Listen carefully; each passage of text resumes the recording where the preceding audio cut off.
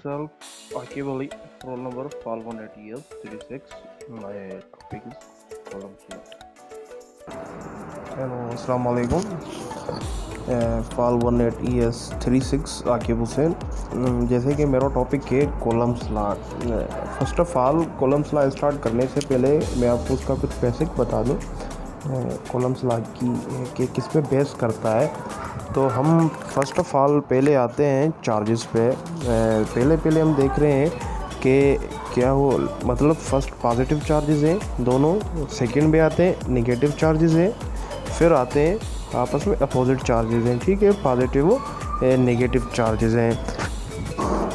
हम columns law जो होता है वो हमारा क्या करता है, फोर्स ऑफ मैग्नीट्यूड मालूम करने में हमारी हेल्प करता है। कि ऐसे समझो कि हमारा कॉलम्स लॉ मेन इसका जो है बेनिफिट है वो हमको मैग्नीट्यूड, फोर्स ऑफ मैग्नीट्यूड बज़रिए इसके मालूम करते हैं। ठीक है, तो फर्स्ट हम चार्जेस पे आते हैं। जितना कि F1 का पे जितना फोर्स लग रहा है F1 पॉजिटिव जो चार्जेस है उतना ही हमारा सेकंड पे लगेगा F1 जो है दूसरी चार्जेस, उतनी ही उस पे उतना फोर्स मैग्नीट्यूड हमारा लगता है।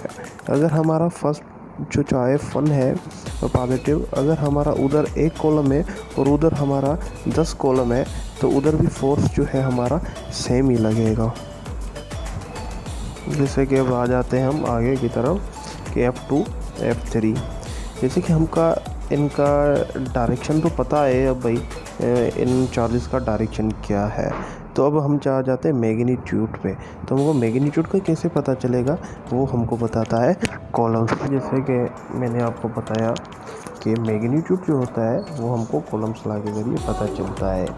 अगर हम इधर आ जाते हैं, देख नीचे लिखा हुआ है force is directly proportional to Q1। तो अगर ऊपर हम चले जाएं, देखा येलो वर्ड्स में लिखा हुआ है Q1 Q2। अगर हम इधर देखें तो Q1 और Q2 जो है ये अलग अलग चार्जेस आ गई। Q1 और Q2 दोनों चार्जेस के साथ क्या है हमारा डायरेक्टली प्रोपोर्शनल क्या है, फोर्स है, मैग्नीट्यूड। ठीक है, अगर हम आगे इधर देखें आगे कि जैसे कि मैंने आपको बताया कि Q1 के फोर्स डायरेक्टली प्रोपोर्शनल चार्ज 1, और इधर लिखा हुआ है कि फोर्स सेकेंडली जो है डायरेक्टली प्रोपोर्शनल टू Q2 के बराबर। मतलब कि हमको ये यहाँ से पता चला, मतलब इसके निकालें सिंपली करके लिखें कि force is directly proportional Q1 और Q2 के बराबर आ गया। ठीक है, मतलब फोर्स जो होता है डायरेक्टली प्रोपोर्शनल चार्ज 1 और चार्ज 2 के बराबर आ जाता है। इसके बाद आते हैं हम इसके डिस्टेंस पे। उसके बाद मैंने बताया आपको कि डिस्टेंस होता है जो इन्वर्सली प्रोपोर्शनल होता है स्क्वायर ऑफ डिस्टेंस। तो force is inversely proportional to square of distance. क्या आप ऊपर देख सकते हैं कि Q1 और Q2 के बिटवीन में जो डिस्टेंस है वो हमारा होता है 1/r² के बराबर। तो इसकी आगे हम इसको सिंपल करके लिखेंगे इस इक्वेशन को। जैसे कि मैंने बताया आपको, इसको सिंपल करके लिखेंगे इक्वेशन को कि force is directly proportional to Q1 Q2/r²।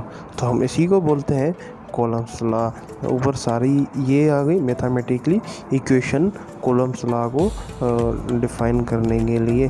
Q1 Q2/r² inversely proportional to square of distance and directly proportional to Q1 Q2 जो हमारी चार्ज जाते हैं हम अपनी कॉलम्स लॉ की स्टेटमेंट के डेफिनेशन पे। It state that the magnitude of the electrostatic force between the two charges directly proportional the product of the magnitude of the two charges and inversely proportional to the square of distance between them।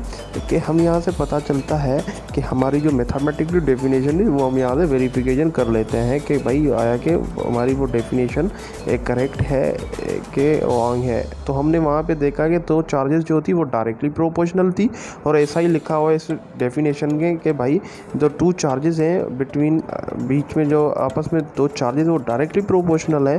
ठीक है, तो force के साथ वो तो हमारे force के साथ डायरेक्टली प्रोपोर्शनल थी, और ये इन्वर्सली प्रोपोर्शनल था square of distance between them. तो वहाँ पे डिस्टेंस के साथ वो इन्वर्सली प्रोपोर्शनल था कि Q1 और Q2 के बीच में जो डिस्टेंस आ रहा था उसको हम बोलते हैं स्क्वायर ऑफ डिस्टेंस। वो हमारा डिस्टेंस था दो चार्जेस के दरमियान का। तो हम उसको बोलते हैं कि भाई अब डेफिनेशन सीधी हमारी कैसे हो गई, भाई directly proportional of product of magnitude of the two charges and inversely proportional of squares of distances between them। ये हमारा हो गया कॉलम्स लॉ की डेफिनेशन और स्टेटमेंट सारी।